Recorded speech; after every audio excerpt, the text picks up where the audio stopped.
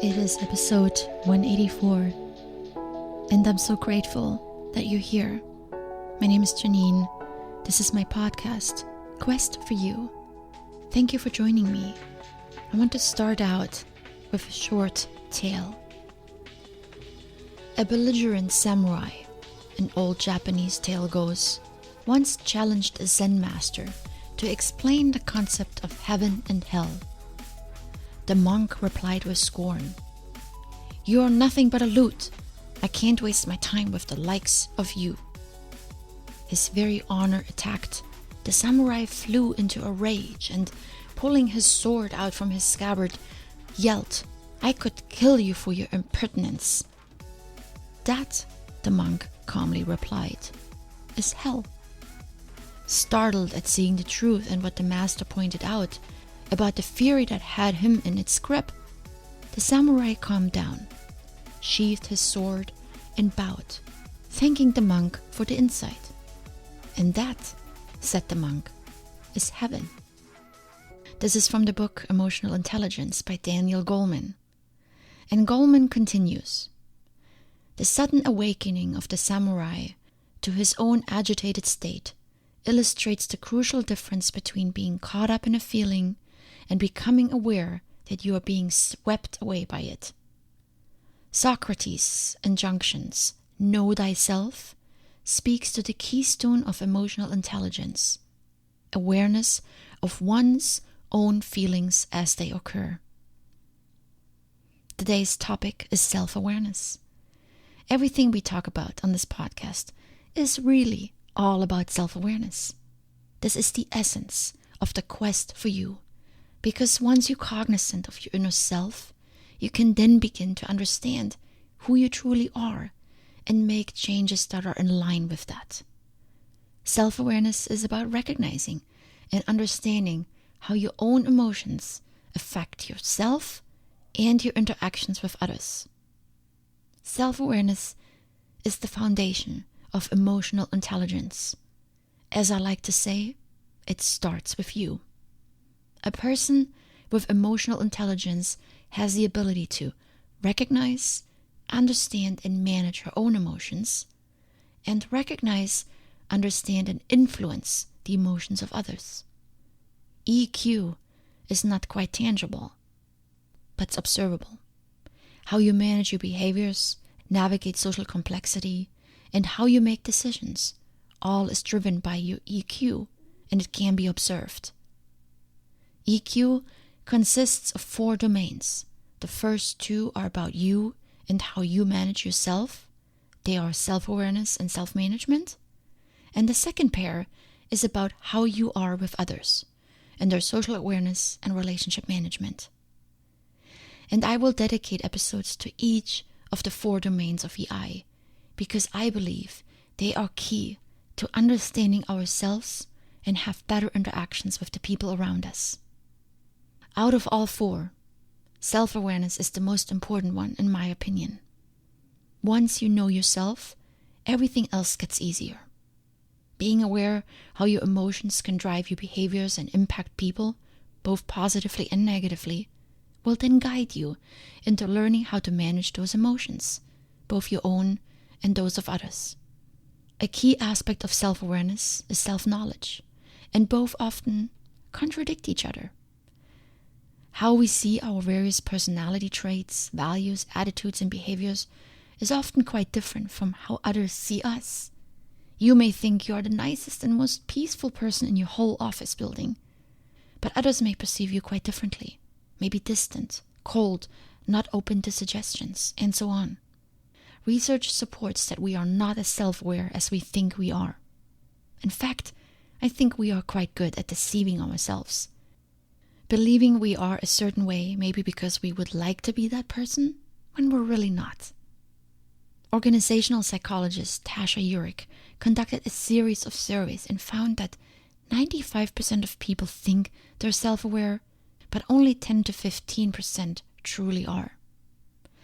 And she cites 3 reasons for this disconnect.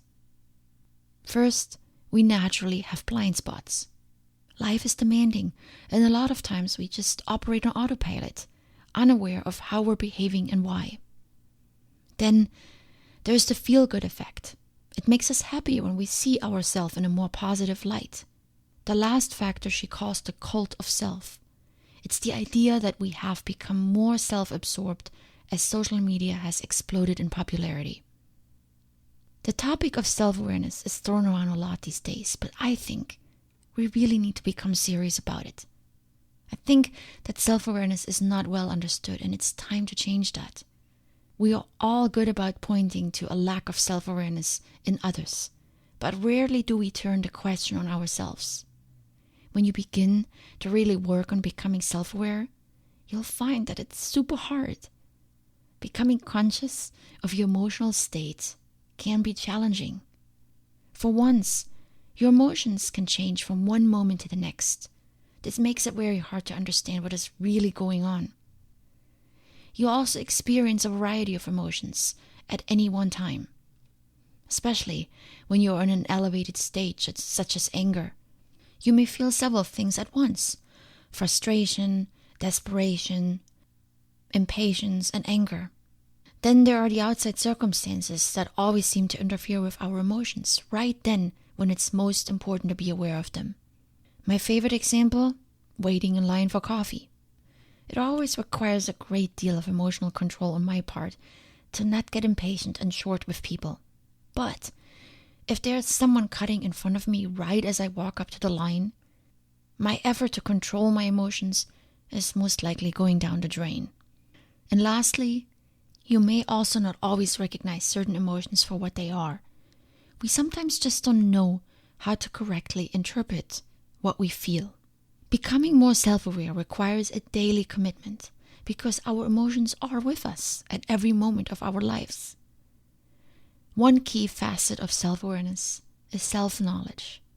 You really want to turn that fuzzy idea you have about yourself into concrete facts. A critical part here is simply to spend more time observing yourself and reflecting on your reactions.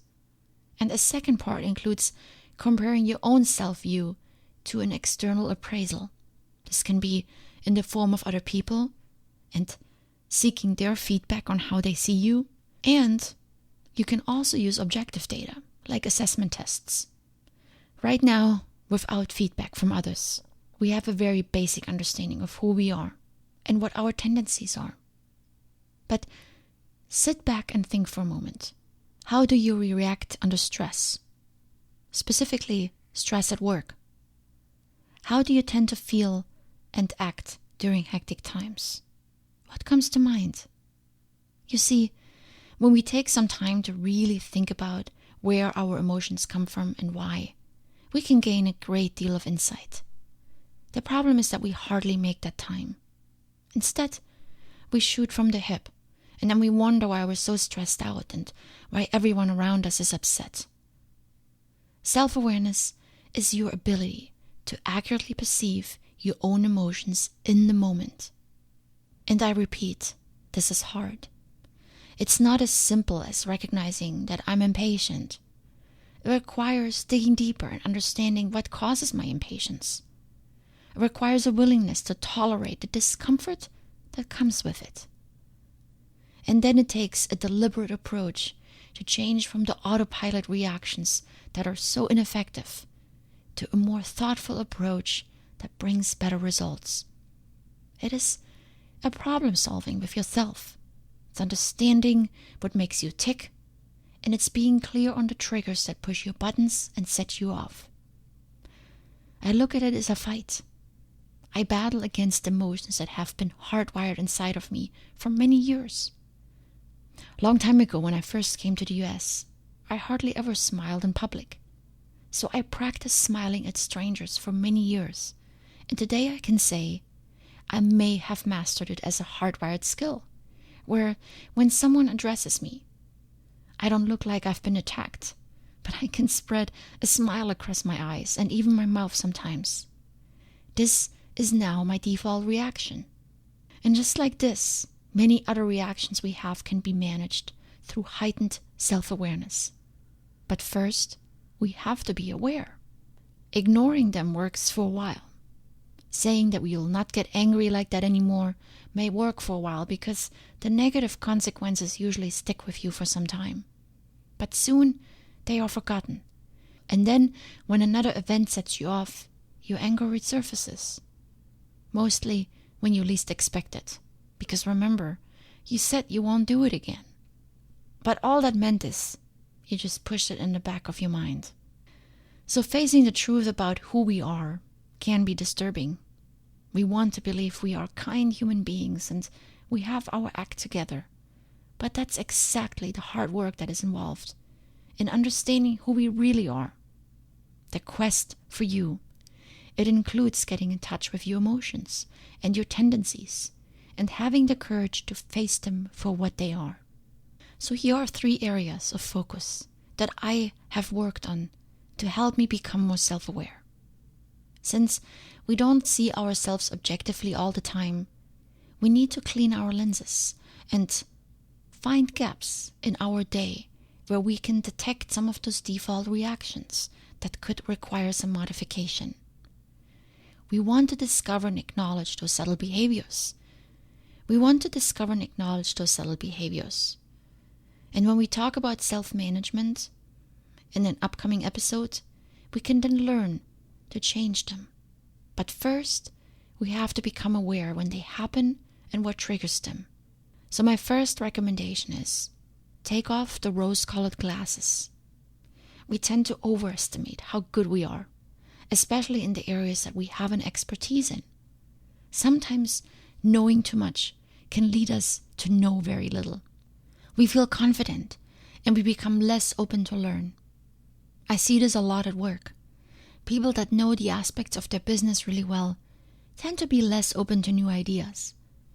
And when discussions arise and their areas of expertise are put in question, they feel attacked. So look for the areas in your life where you could apply a more humble and open-minded approach. Maybe you don't know everything and you do need to take a second look. It's key to always have a little bit of hunger inside of us, trying to figure things out. People with rose-colored glasses sometimes have an arrogant tendency, which can be an obstacle in your quest to become more self-aware. So, I would take them off. Number 2, know your triggers. This is key. If you don't know what sets you off, you're unlikely able to fix it. We all have our pet peeves, certain situations that we can't stand, like traffic or meetings that start late. And then there are certain people with their specific traits, like those people that arrive late at the meeting. I'm sure you can immediately think of at least 1 or 2 triggers right away.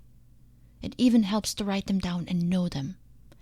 That way, they not only catch you by surprise, but you can even anticipate them. And 3, acknowledge your mood. Whether good or bad, don't be sucked in by your mood. When you have a bad day, just acknowledge it. And we all have them. Sometimes things just don't go right. And we don't feel right. And we just need to get through the day. I used to let myself be dragged down by my bad mood. This often led to negative consequences. The words I should have not said. The emails I should have deleted before hitting send. The food I ate that made me feel bad afterwards. Now I try to acknowledge the fact that it is a bad day and I move on. There's no need to get emotional about it. It's one of those days, so acknowledge it and move on. I don't even analyze it very much. It could be a lack of sleep, a missed deadline, or just a bunch of little things that add on.